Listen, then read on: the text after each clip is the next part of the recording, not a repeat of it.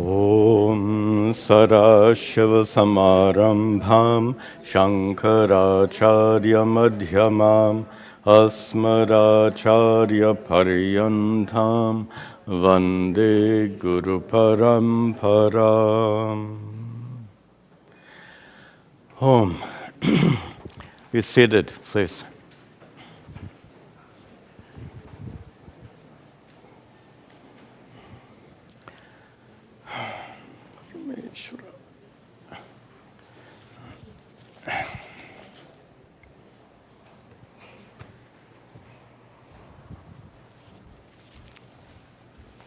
Good. All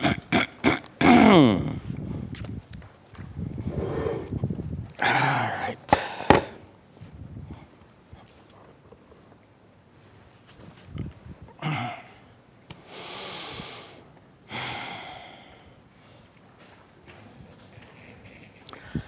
Om Sahana Vavatu Sahano Bhunaktu Sahavidyan Karavavahai Tejasvinavadhitamastu ma vidvisha vahaihi. Om Shanti Shanti Shanti. Om. Very good. Welcome to you all. Welcome also to our many students attending these classes regularly online. We continue our study of the current chapter of Uddhava Gita. Remember, we saw before that, I think 2 classes ago, Uddhava asked a question, how to become free from suffering. And Sri Krishna's response said, your question sounds exactly like when Yudhishthira asked Bhishma how to become free from suffering. And you remember the context was after the war when Bhishma lied dying, near death, on that so-called bed of arrows. That's when Yudhishthira and all the Pandavas and Sri Krishna himself and many others, they all gathered nearby. And the words of Bhishma uttered at that time form that you'll find all of that in the Shanti Parva, the 12th book of the Mahabharata. And the last portion of that discussion is called Moksha Dharma Parva, and that's specifically the part that Sri Krishna is referring to. So Sri Krishna has been giving an overview of this Moksha Dharma Parva, which is a combination of Paroksha Jnanam and Aparoksha Jnanam. Remember these terms are really, you know that I only give you Sanskrit terms that are important. Otherwise, it's too much.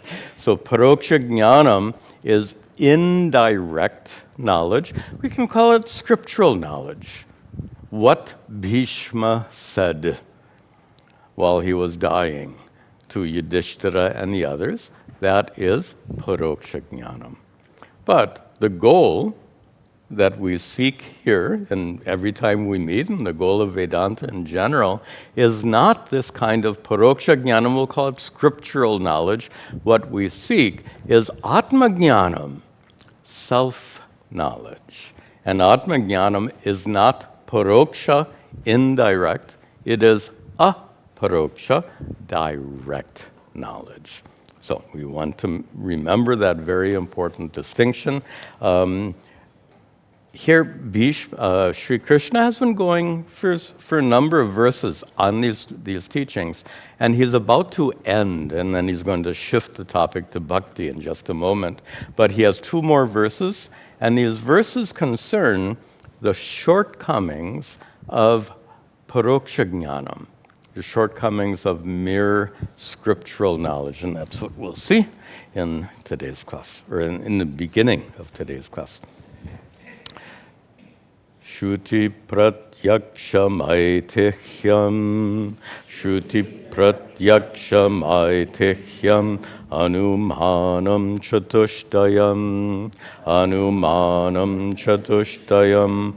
Pramaneshvanavasthanad. Pramaneshvanavasthanad. Vikalpat savirajyate. Vikalpat savirajyate. Shrutihi pratyaksham aitihyam anumanam. 4. This chatushtayam, this group of 4, are 4 pramanas. Pramana is we use it, remember, actually we didn't discuss it here. We had a long and detailed discussion on this in our Vedanta class. The Sunday Vedanta class. Pramanam is a means of knowledge, an instrument through which you gain knowledge, like your eyes are an instrument through which you gain knowledge of me sitting here. Your ears are an instrument through which you gain knowledge of what I'm saying. There are others, like anumana, which is the last of these 4. Anumana means inference. When you see smoke rising on above the mountain, you say, oh, there's a fire. You infer the presence of fire from the sight of the smoke. So this anumanam is one pramana. The sense faculties are another pramana. He lists some others here. Shrutihi, scripture is a pramana. And by the way, our context here in referring to scripture, Sri Krishna is focusing on the karma kanda of the scripture, which means the part of the scripture that tells you what rituals you should do if you want a better rebirth, if you want to go to heaven, if you want the birth of a son, if you want the rains to come for your crops to grow. So it is the karma kanda portion of the Vedas that we're referring to. How else would you know what rituals to perform? How else would you know how to go to heaven? So Shruti is a pramana that reveals these means and ends, the means of going to heaven and the various heavens that can be achieved. Then comes pratyaksham, we've already referred to. Pratyaksham is sense perception. Sight, hearing, taste, touch, and smell are another of the 4 pramanas he's mentioning here. Aitihyam means tradition. And tradition here refers to what we have learned from the wise ones who have gone before. Sometimes this aitihyam is included in Shruti. Here it's separated from Shruti. They're both cases of authority. You can have authority in the form of a scripture. You can have an authority in the form of a person. So when authority is in the form of a scripture, we call it Shruti. When authority is in the form of a person or a tradition of people, a lineage of people, we call that aitihyam. And the last of these 4 is anumanam. In Advaita Vedanta, we actually acknowledge a total of 6 pramanas. Aitihyam is included in Shruti, and anumanam has several subdivisions. We won't go into all these details. If you're interested in that, the last week's class in the Upadesha Sahasri, go and look at last week's class. We saw this in great detail. So these are the 4 pramanas. All of them. Now, interesting. If Shruti refers to only the karma kanda, which of these 4 pramanas gives you a paroksha jnanam, direct knowledge, atma jnanam, knowledge of your true self? Again, Shruti referring only to the karma kanda. The jnana kanda we know. The jnana kanda gives you a kind of paroksha jnana that you can use for the sake of gaining a paroksha jnana. We can say that the jnana kanda is like a finger pointing, and that finger points at something. If I'll point at Suresh, sitting there nicely, taking care of the slides and the AV equipment. So if I point at Suresh, you look at him and you gain knowledge through the pointer. So the jnana kanda is full of these pointers, pointing not at Suresh, obviously, pointing at your true nature. That's in the jnana kanda, not the karma kanda, which points at heaven. If I point at heaven, will you see it? If I point at Suresh, you get direct knowledge of Suresh. If I point at heaven, you don't get direct knowledge. You can see the distinction. So none of these four pramanas give direct knowledge of your true nature as Satchidananda Atma. Therefore, how valuable are they? Well, if you want to enjoy a worldly life, then they're valuable.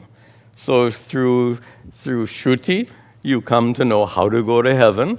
Through this aitihya, give a funny example. Learning from an authority, you hear a news report that a certain road has been shut down due to an accident or something, and you don't travel by, and you choose not to take that road. That's an example of aitihya.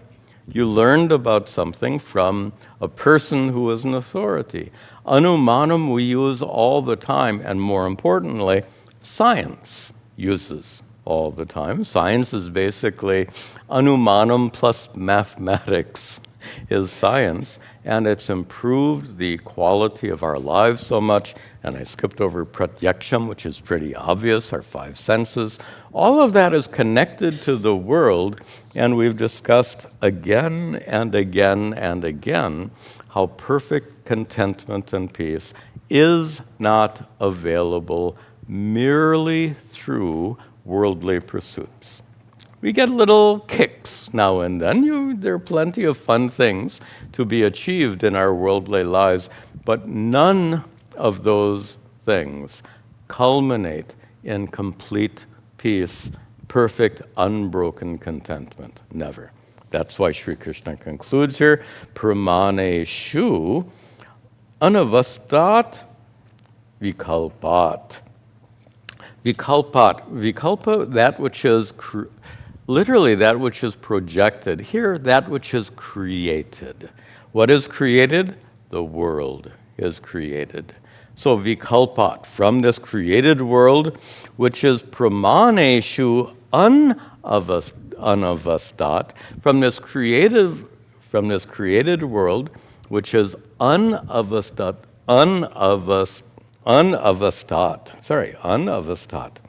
Avastha is that which is established.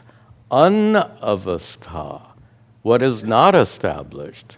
And what is not established, obviously, is the true source of contentment and peace.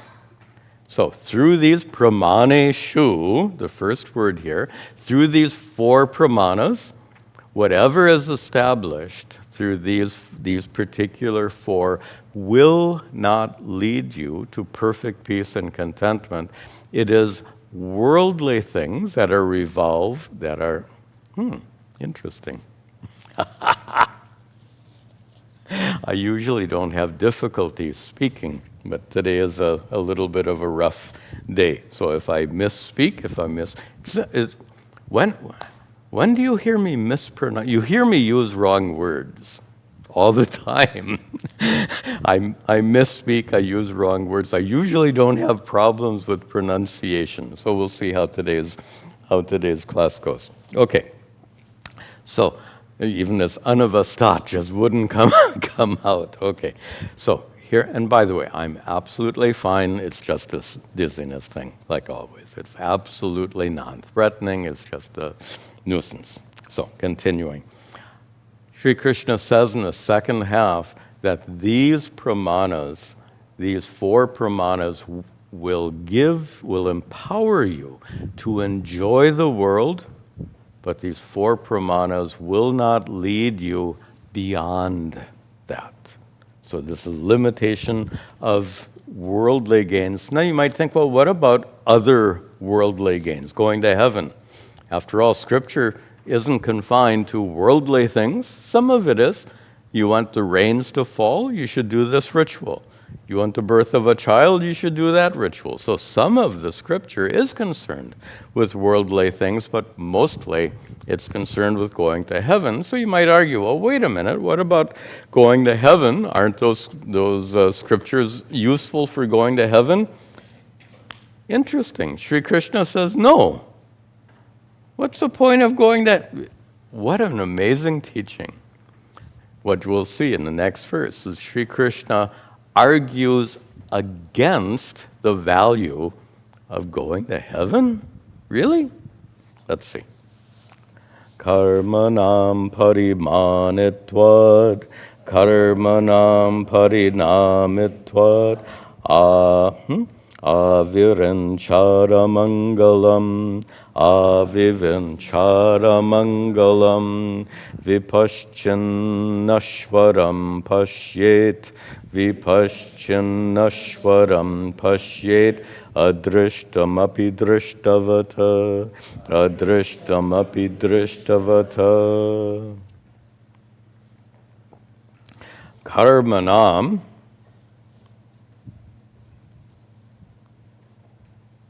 we have to add some words here. Karmanam, and we'll say means of karma, and we're talking about the results of karma, actions. The results of karma, Sri Krishna says, skip ahead to the next line, end, amangalam. What bold words. The results of actions end up being amangala, inauspicious. In what sense are efforts, actions inauspicious? In this context, they do not produce perfect contentment and peace. No matter how hard you try. You say, well, you're not trying. Have you ever been told you're not trying hard enough? Especially if you're trying to learn tennis or something like that. Your coach will say, try harder. Well, how hard should you try to gain perfect peace and contentment? To reach a state of perfection, you better be ready to make an infinite effort. Are you ready for that?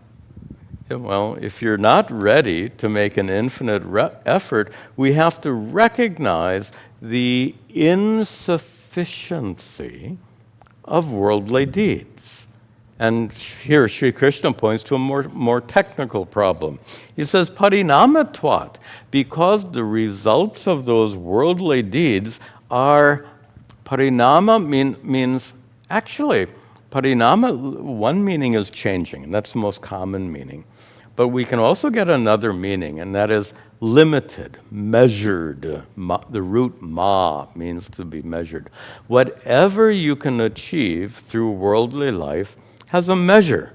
Small effort, you've heard me say this. Small effort, small result. Medium effort, medium result. Big effort, big result. Meaning for an infinite result, a perfect result, uninterrupted contentment and peace forever and ever, that result would require an infinite effort, which is simply not possible. Therefore, he says that the results of action, karmanam, results of all actions, amangalam, is inauspicious. He says, aviranchat. Virincha is a kind of an obscure word for Brahmaji. And here the reference is to Brahmaloka. Even going to Brahmaloka, suppose you use that scriptural pramana, the scriptures, and you did all the rituals, and you made it to Brahmaloka. I suppose I'm smiling because our Christian friends make jokes of what happens when you get to heaven, and you're met by, I think they say you're met by the Archangel Gabriel at the gates of heaven, and he says, congratulations, you made it. So when you make it to Brahma Loka, I suppose you're going to meet Brahmaji. What will Brahmaji say? Namaste, aye, padhariye. Welcome to you, please come in. Something he'll say. Anyway, I'm making a stupid joke, forgive me. Just for some fun. Sri Krishna's point here is Brahmaloka is held to be the highest heaven, the highest otherworldly attainment possible. And he says even that is parinama, even that is limited, finite, because you go, as we've discussed before, you go to heaven by virtue of your accumulated good karmas. Those accumulated good karmas are finite. Therefore, your time hanging out with Brahmaji and his loka, your time will be finite. Therefore, amangalam. On the other hand, last half, on the other hand, vipaschit, one who is wise, pashyet, sees, understands that adrishtam, in the next line, is nashwaram. Adrishtam is a technical word for the results of karma. You don't see the results of karma. You see the results of your worldly deeds. You do not see the results of doing rituals, the accumulated good karmas. So those ritualistic, the results of rituals are adrishtam, and they are nashwaram. Expendable, drishtavat, just like seen results. Everything, any result is expendable. Let me explain that word. That's an odd word. Why expendable? The result of going to work all week is a paycheck. What do you do with your paycheck? You spend it. Your paycheck is expendable. The results of your worldly activities are expendable, and in the same way. The results of doing rituals are equally expendable. Just like your paycheck, the enjoyment you have in this heavenly domain consumes, as it were, that good karma. So, with this verse, Sri Krishna ends with some pretty pointed criticism of this paroksha jnanam. And what do you receive in college? Does anyone help you gain atma jnanam in college, in university, in your postgraduate studies? It's all focused on paroksha jnanam, all paroksha jnanam, even scriptural paroksha jnanam is limited. What we seek, aparoksha jnanam, discovery of your own true nature, which culminates in perfect contentment and peace. So the topic is over, and now we shift from this discussion about paroksha and aparoksha jnanam, we shift suddenly to bhakti. And this chapter has different parts, different sections. So the next section deals with bhakti in a very important way. Let's see that here. Bhakti yoga puraivoktaha, bhakti yoga puraivoktaha, priyamanayate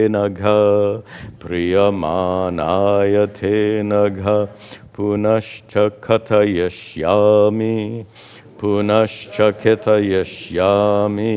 madbhakti karanam param, madbhakti karanam mamam. All right. So he says, bhakti yoga. So this is a transition. He says, bhakti yoga pura eva uktaha. We have to chop up all the words. This has been discussed by me before. I've already taught, remember, this is a quite a long text. I think it's about 2 or 3 times as long, twice as long as the Bhagavad Gita. So it's a long text.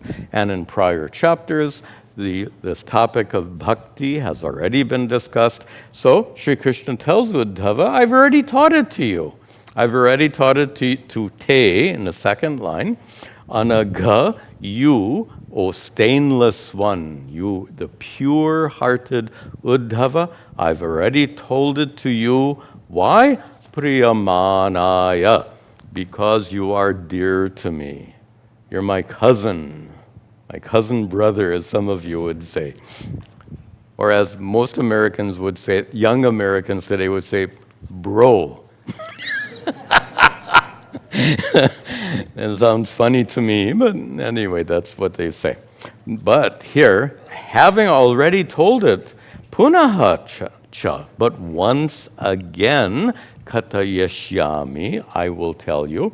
I will tell you what, and a very important discussion of bhakti is about to ensue, because he's going to talk about the param karanam. By the way, my translation here is not quite correct. The param should modify karanam, not mad bhakti. I will teach you the param karanam, the highest, not highest, the most effective means.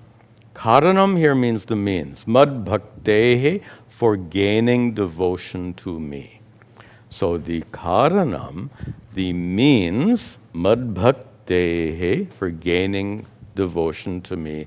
But the param karanam, the most effective means for gaining devotion to me, katayashyami, I will tell you. There's something here that we take for granted. I mentioned briefly before, and that is bhakti is discussed a lot in a lot of different ways, but sometimes not in very practical ways. In other words, what are specific practices that you can use to develop bhakti? Just an observation. Sometimes I get an email or a question, someone asking, Swamiji, how... No. In fact, this came up in a recent satsang. I got a satsang question online that asked, referred to the fact that in a class or in a prior satsang, I made the following statement. Without bhakti alone won't make you enlightened. Without bhakti, you won't get enlightened. So that statement. Bhakti alone won't make you enlightened, but without bhakti, forget it. So the question was saying, if you're saying that bhakti is essential, the person apparently was struggling with this, how to cultivate that bhakti. Crucial. The means, and here the param karanam, the most effective means for cultivating that bhakti. And that is exactly what Sri Krishna is going to teach here in 1, 2, 3, 4 verses. He's going to give a variety of techniques, very practical, how to cultivate bhakti. It doesn't just come on its own. Now, and let me preface this discussion with a few comments here. One's relationship to bhakti depends tremendously on the individual person. We are all so different. Some of you were raised in families where you grew up kind of soaked in bhakti. Your parents were involved in various devotional activities. You grew up in that environment and you just soaked it up. That's one kind of person. There are many kinds of people. We'll divide them up in just several kind of categories. Another kind of person might have come up in that same devotion-rich environment, but you know how teenagers and young adults sometimes rebel? It happens. And sometimes that rebellion is against religion. Not uncommon, especially if parents are a little over the top, pushing too much on the children. It's good to bring up children it's not good, it's excellent, it's wonderful, it is crucial to bring up children in a religious environment. But is it possible for parents to overdo things? Many of you know how that works. And you know, when a parent tries too hard, it often backfires, especially when the children grow to be teenagers and young adults. So if you push them too much in academics, they can rebel against that. And if you push children too much into religion, they can rebel. First category, a child who grows up in a religious environment as an adult of bhakti.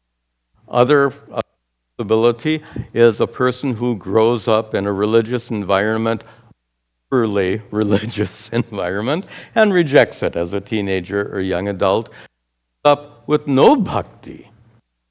So many, you probably know some people. Few of you might even be like that. Uncommon. And by the way, I fall into that category. So I was raised as in this Roman Catholic church. I was extremely pious. All that was gone. I didn't wait till I was a teenager. It was gone probably long before then. Anyway. But then there's another category. Yes, of people, children who are raised in a completely non-religious environment. And naturally, they grow up without any devotion.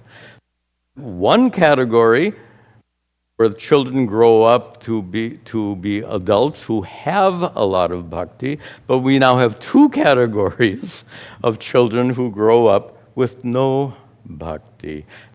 I'm making this distinction is whatever is your experience and whatever the three categories you might place yourself, whether you grew up in a religious environment, whether you grew up in an overly religious environment and rejected it, or if you grew up in a non-religious environment, I think that pretty much covers it, right? Mostly. Some unusual situations, but mostly. Whatever you grew up in, it's helpful to remember that not everyone is like you. We often have these blinders on where we see the world through the lens of our own experience. Whatever is your experience, in whatever category you were born, you were raised in, please don't assume that everyone is like you. Which means if you were raised in a religious environment, you shouldn't wonder why some people are so irreligious or even allergic to religion. You shouldn't wonder, you should understand. Of course, so many people are adverse to religion, and contrary-wise. If you were raised in a non-religious household or if you rejected religion, there's no point in looking at religious people and saying, why are they so religious? Look at this person's been fasting on a certain day their whole life. Why do they bother doing that? It surprises me how sometimes even good, solid Hindus can be critical of others as being, quote, overly religious. It might not be for you, or in American English, it might not be your thing. It might not be your thing, but it might be perfectly appropriate for someone else. So this is and I'm stressing this because we make this mistake all the time of looking at the world through our own lens. We need to appreciate the individuality of others. Okay, enough said.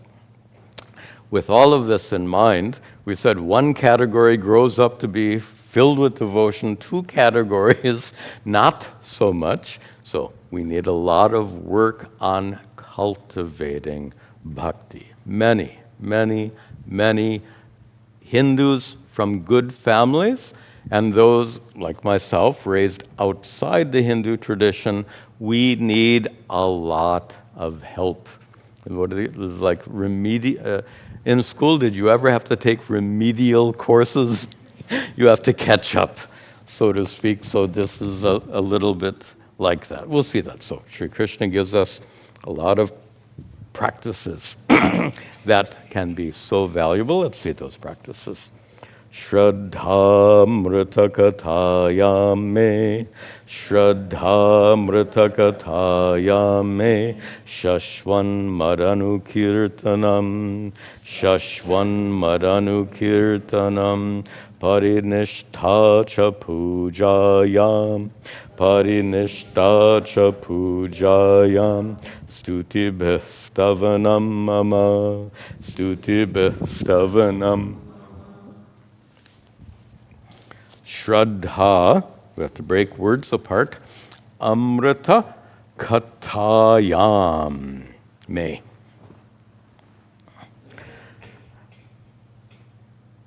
Amrita Katha. Isn't that the name of a comic book? Is it? Is that? Amar Chitra. This made me think of that comic book. Same meaning. Same meaning. Okay. But here, Amrita Katha, these immortal stories, or Amrita can also mean nectar, these lovely, sweet stories. What kind of sweet stories? May. The stories about me, Sri Krishna says. Remember, we're studying Bhagavata Purana, where most of those stories come in this Bhagavata Purana. So, with regard to those stories, having Shraddha in those stories. Now, we got a little problem here. If you've been paying attention, and I know you have, no doubt about that, you might be remembering, you might pay attention but not remember. So let me remind you that not long ago, I said you don't have to believe in the historicity of these stories.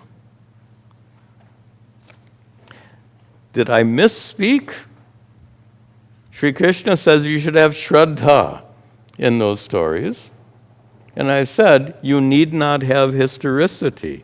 You need not accept those stories as historical.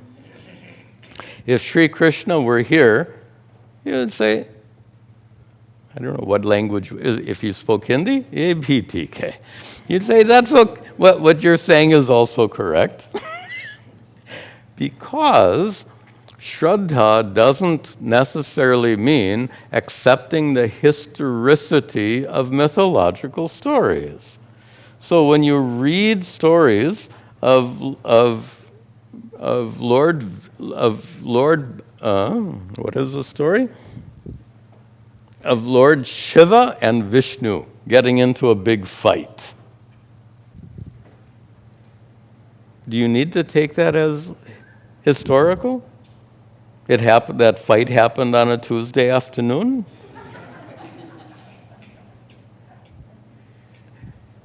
The purpose of that story is to teach you something. There's a message conveyed by each and every one of these stories. So if you're going to, just to make my point very clear, suppose you accept the historicity of the story and fail to get the message. What good is that? And allow me to make a criticism here. To accept the historicity without understanding the deeper meaning makes you a fundamentalist. I'll say that again. To accept that it's true, It's true because it comes in Scripture. By the way, this is about our Christian friends and Muslim friends who accept the literal truth of their Scriptures. They accept it, they say this is the literal truth, but then they fail to understand at a deeper level. That's accepting the historicity and rejecting the teaching. To me, and you don't have to agree with me on this point, but to me, this defines fundamentalism.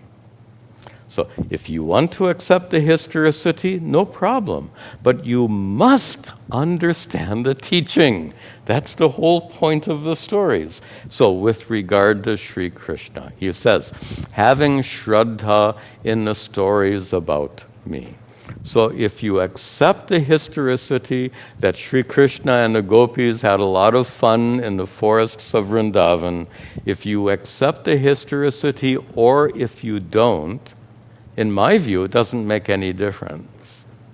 What's important is to understand the message which is taught in those stories. And that's, I think, what Sri Krishna means here by Shraddha.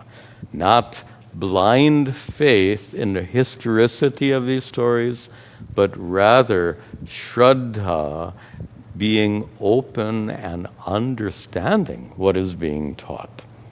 This is a means for cultivating bhakti, which means, the word means is a problem. In English, we have means as a way of accomplishing something and means as a meaning of something.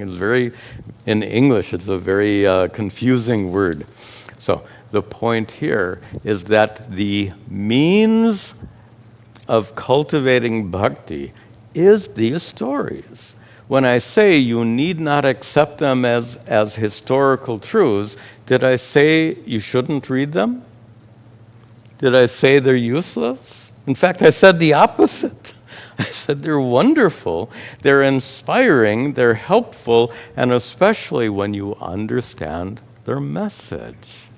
So, to immerse yourself in these wonderful stories, not just the stories of Sri Krishna, but all of the stories in the Puranas, including this Bhagavata Purana, the stories in the Ramayana and Mahabharata. Whether or not you accept the historicity of those stories is beside the point. Immerse yourself in those stories to absorb the teachings of those wonderful texts. So this is number one. By the way, I think there are about more than a dozen he gives here, a dozen specific practices. Number one is reading these stories with Shraddha. We'll just say the proper attitude, gaining the teachings. Then next, he says, Shashvat mad anukirtanam. Shashvat, always. Mad anukirtanam. Kirtana, singing. Anukirtana, singing after. Singing after means what? Those of you who have studied music, you know what it is. The teacher sings sa re ga. You sing sa re ga. Anukirtanam. They sing, you sing after. Kirtanam, anukirtanam. Of course, here we're not talking about singing, we're talking about teachings. So the teacher teaches, and then what do you do? Anukirtanam. Now, anukirtanam could mean you pass that knowledge along. You can pass it along to your children, to your friends. You become a teacher. If someone doesn't become teachers in the future, we won't have future generations of teachers. But there's another meaning.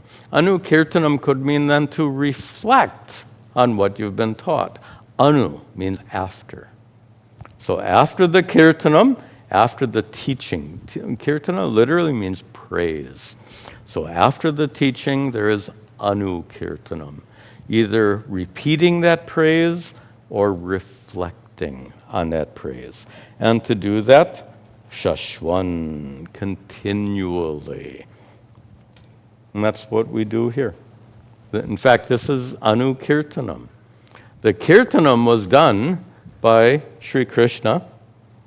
Then it was done by Vyasa, who recorded all these teachings. And now it's being done by me. And my teaching then is Anukirtanam. And this is a specific practice for the sake of cultivating bhakti. Reading those stories is a practice, number one. Number two is reflecting on those stories. Anukirtanam is number two. And then what is number three? Parinishta cha pujayam. Parinishta, being established in what? Pujayam, in the performance of some kind of worship. Some kind of worship doesn't necessarily mean puja like we did today. That puja is lovely, and there's so much symbolism. It's just rich, and it's wonderful. And if that form of worship appeals to you, excellent. If that form of worship doesn't appeal to you, that's okay. Remember, in this tradition, it's not you must do this. We've discussed many times this principle of adhikari bheda, the fact that the Hindu tradition embraces the diversity of us all and then prescribes different practices for different people, which is why Sri Krishna, if Sri Krishna were here, what would he say in Hindi? Ye bhi TK. That this is also okay. That's a nice way of describing these teachings. It's okay. If you like to do it like this, it's okay. If you like to do it like that, it's okay. But you have to do something. So if you don't like to do, if you aren't inclined to this kind of worship, by the way, many of our friends, and some of you, I have a feeling, some of you were raised in this Arya Samaj tradition. And those of you and your friends who were raised in that tradition are not so inclined for this kind of puja. They are inclined, however, for doing some havan, homa. Wonderful. So if you don't like to do puja like this, then do worship like that. And if you don't like to do worship like that, do it in some other form, but do it. Is a point. Some kind of worship. Now, suppose someone says, "Oh, Swamiji, I'm not inclined for any of that." Well, we need to think a little bit more deeply. And one thread we're going to see in all of his instructions is that puja, worship, is not necessarily of a deity on the altar, not necessarily a deity up in the heavens. By the way, the symbolism of heaven is your oblations are consumed, and the flames and smoke carry your oblations up. So in puja, we worship deity on the heaven. In puja, we worship a deity on the altar. Through heaven, you worship a deity in the heavens. There are other ways of worshiping that deity. On the altar, in the heavens, what would be a good third place? Inside of other people.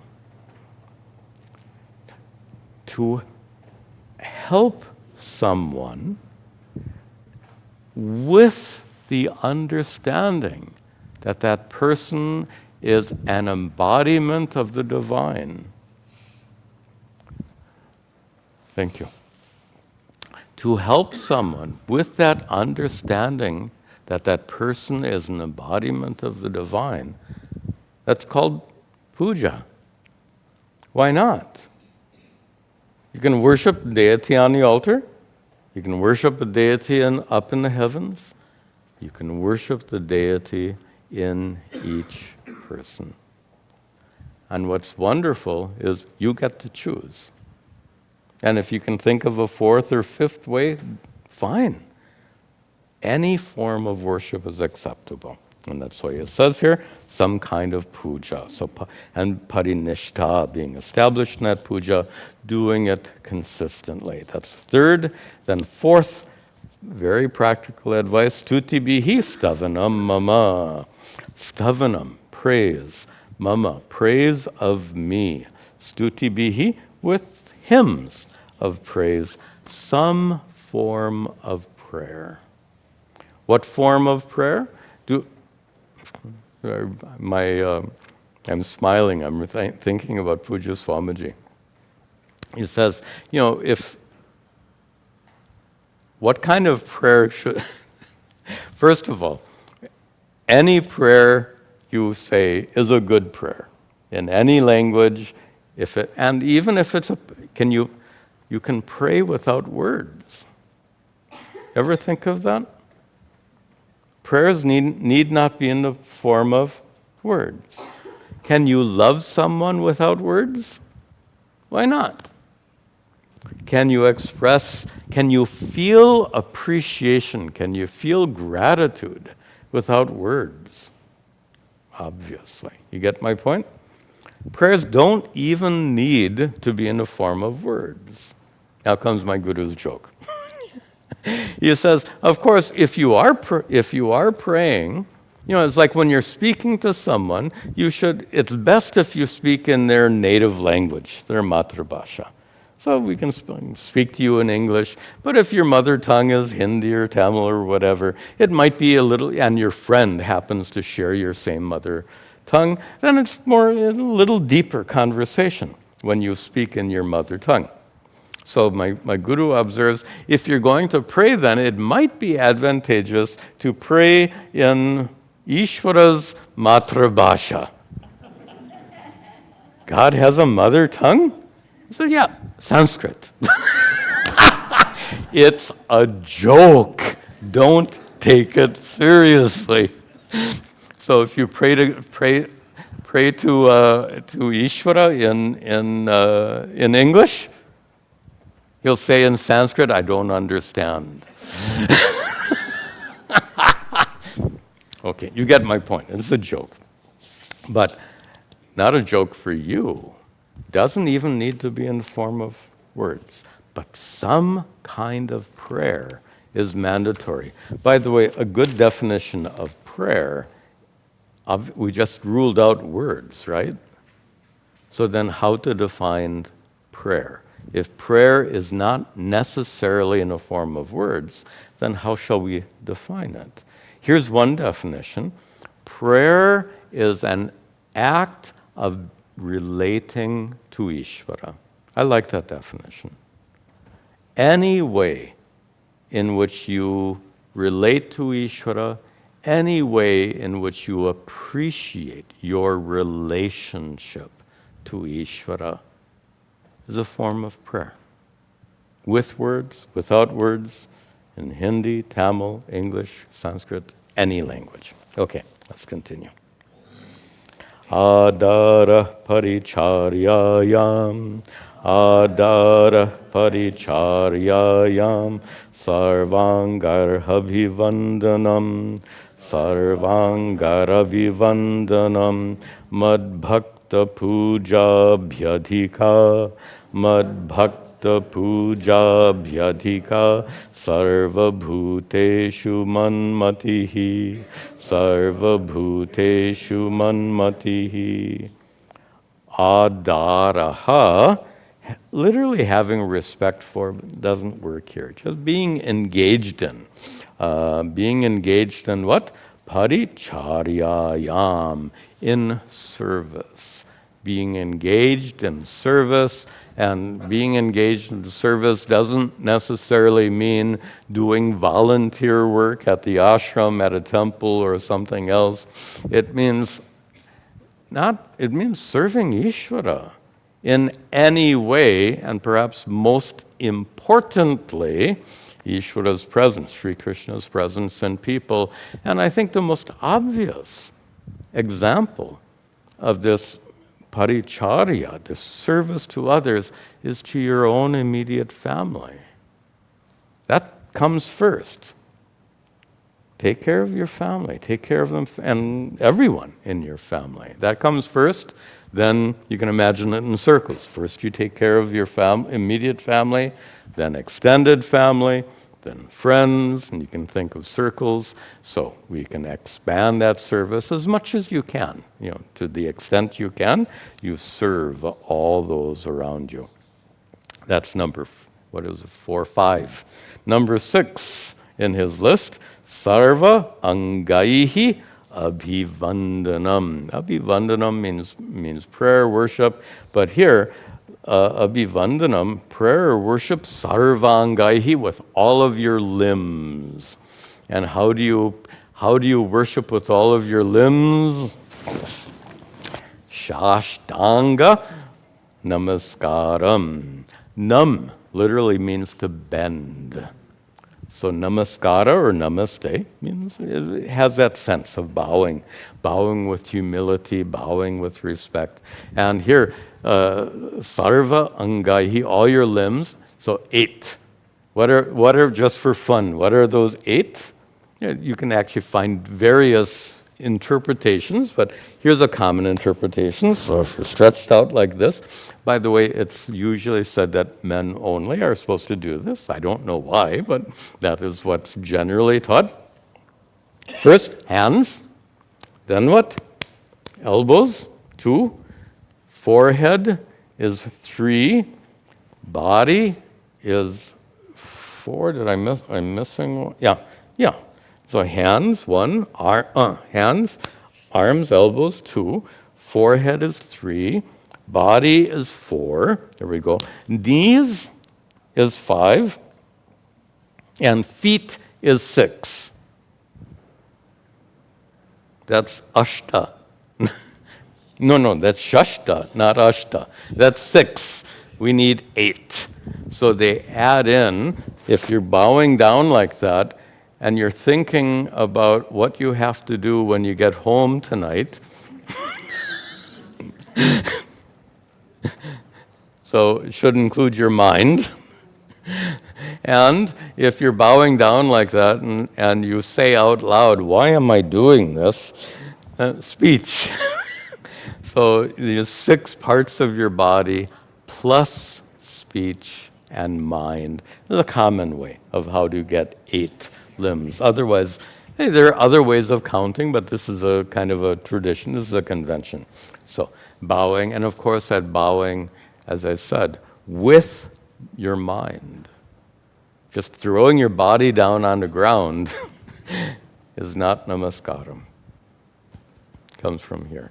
Which also means you don't have to throw your body down on the ground if it comes from here. All right. Mad bhakta puja abhyadika. Better to take the last one. Sarva bhuteshu manmatihi.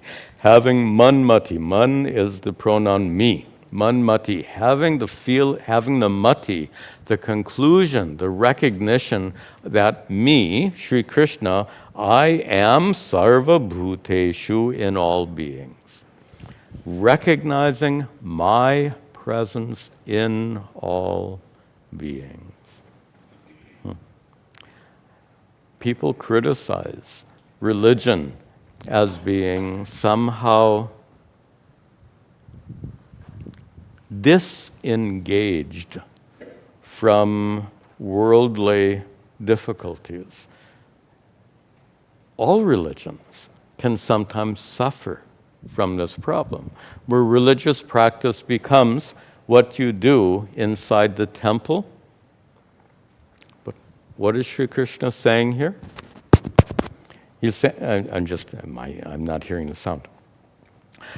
He's saying that religious practice is not merely what goes on in the temple. Religious practice is what goes on in your daily lives when you're relating to any other person, recognizing that person as an embodiment of the divine. And that leads to the last one here, Mad Bhakta Puja Abhyadika. The puja, worship, devotion to, mad bhakta, those who are devoted to me, abhyadika, extremely devoted to me. I wouldn't say worship here. Puja means worship. But here's the problem. If you worship those who are, the literal meaning, the worship of those who are most devoted to me. That's the literal translation. What would be the problem with that literal translation? Worship of those, I'll add a word which will make it clear. Worship of those people who are most devoted to me. Worship of those human beings who are most devoted to me. Worship of those flawed human beings. Well, you're getting it. Oh. Worship of those flawed human beings who are most devoted to me. We don't worship human beings. You can worship the divinity within, don't worship the human being. Clear. No matter how saintly a person is, they do not qualify for worship. Respect, obedience, whatever, depending on your relationship. Absolutely. Love and respect for these human beings. Worship we reserve for Ishvara. Okay. Actually, this is probably a good place to stop. We've covered only 8 of these very practical ways of cultivating bhakti. So when we meet next week, we'll see more of these ways in which bhakti can be cultivated. Announcements, simply, we have our Vedanta class tomorrow at 10 o'clock, followed by satsang at 11. Come with your questions, and we'll conclude today with our prayers at the altar.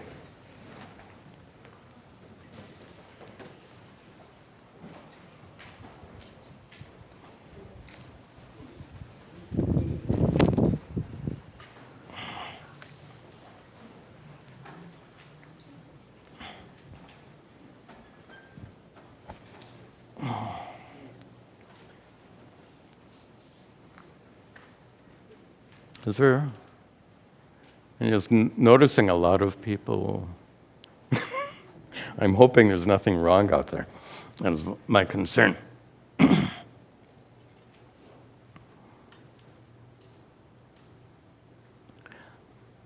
Om Gananahan Tva Ganapatigam Avamahe Kaving Kavinam Upamashravastamam Jeshtarajam Brahmanam Brahmanaspatahana Shrinvan Utibasida Saranam Om Mahaganapataye Namaha Ishvaro Gurudhatmeti Murti Bheda Vibhagine Vyomavad Vyapta Dehaya Dakshina Murtaye Namaha Vasudeva Sutam Devam Kamsachanuramardanam Devaki Paramanandam Krishnam Vande Jagadgurum Om Sarve Bhavantu Sukhinaha